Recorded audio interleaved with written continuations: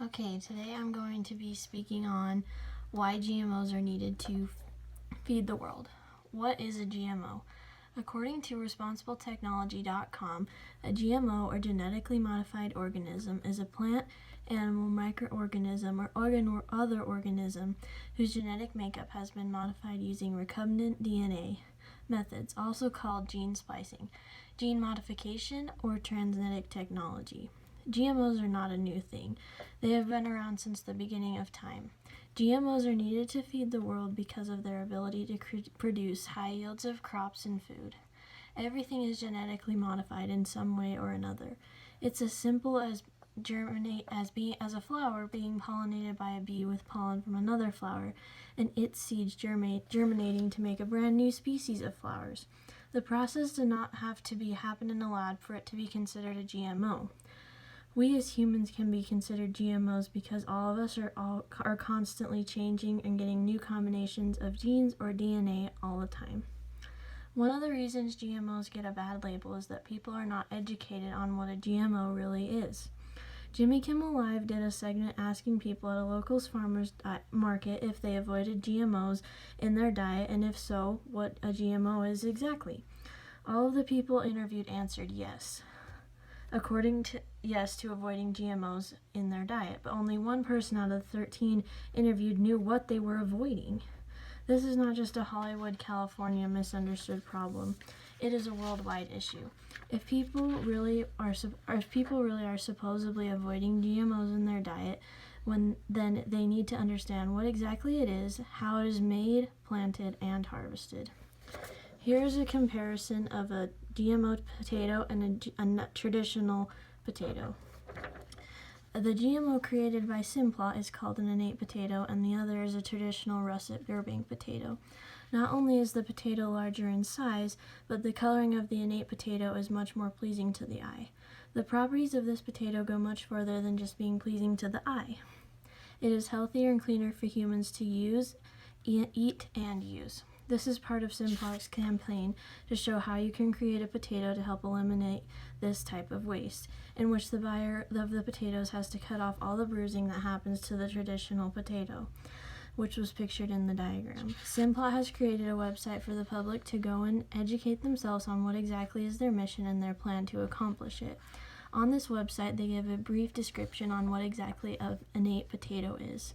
We have used modern bioengineering, also known as genetic modification or GM, techniques to bring together some of the best traits from different types of potatoes.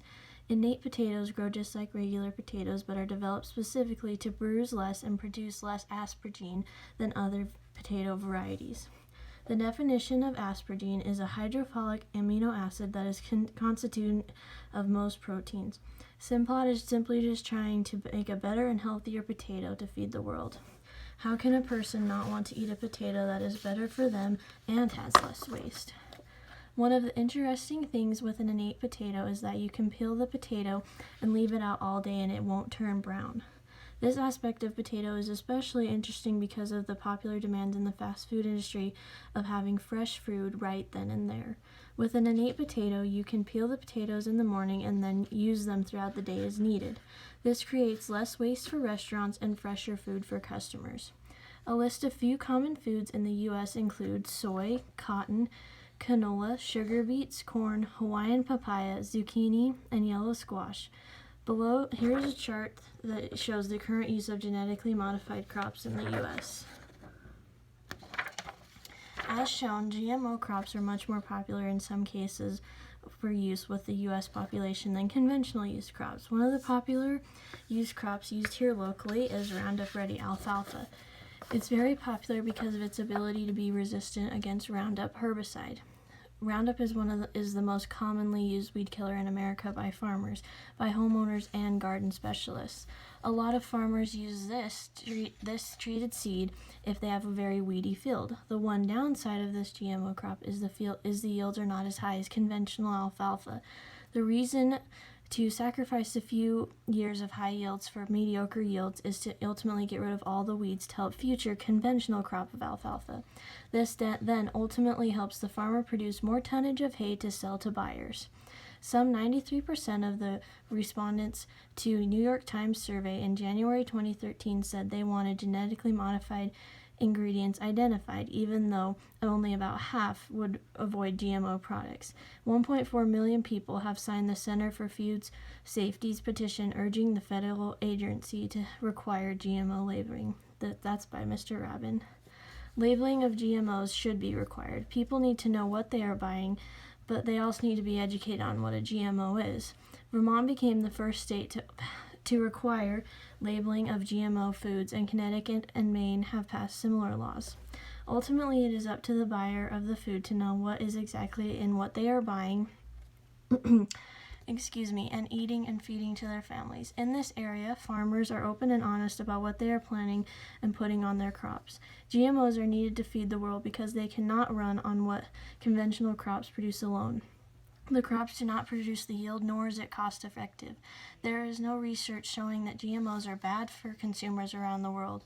An extensive study by the National Academies of Science, Engineering, and Mathematics has found new technology in genetic engineering and conventional breeding are blurring this once clear distinctions between these two crop improvement approaches.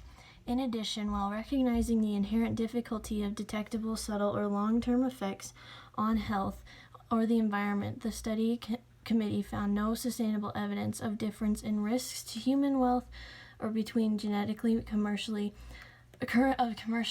available genetically engineered crops and conventional bred crops, nor did it find conclusive cause and effect evidence of the environmental problems from the GE crops. That's by communitymanager.com. The majority of the people are afraid or against what they don't understand or don't know about. This is what has happened to GMOs. If people really knew the facts and took the time to educate themselves, they would realize that GMOs are really a benefit to society. GMOs are good. They benefit everyone using them and eating them, even if they don't fully appreciate their ability to help feed the whole world. GMOs were created to help human beings as a whole. GMOs are incredible and needed to produce the yields needed to produce the fields needed to feed the world.